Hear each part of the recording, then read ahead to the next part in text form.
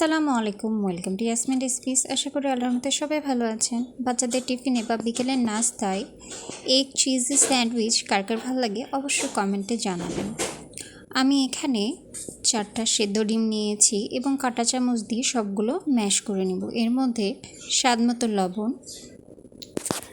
Chilli sauce, tomato sauce, একটু দিয়েছি ধনে গুঁড়ো, জিরে গুঁড়ো এবং গোলমরিচের গুঁড়ো, সব কিছু দিয়ে ভালোভাবে ডিম মাখিয়ে নেব এবং সাথে দিয়েছি সামান্য পরিমাণে চিলি ফ্লেক্স, একটু দিয়েছি গরম মশলা।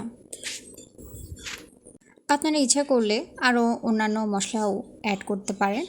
আমি শুধু এই কয়েকটাই ইনগ্রিডিয়েন্টস দিয়েছি। এখন ভালোভাবে আমি মিক্স করে নিব। আমি ব্রেড নিয়ে নিব একটা, এটার মধ্যে সেদ্ধ ডিমগুলো দিয়ে দিব এবং চিজ কেটে রেখেছিলাম। আপনারা আপনাদের পছন্দ মতো চিজ দিয়ে দিবেন। চিজ দিয়ে দেওয়া হয়ে গেলে আমি ফ্রাই প্যানে সামান্য পরিমাণে বাটার দিয়ে অল্প আছে ব্রেডগুলোকে হালকা ভেজে নেব।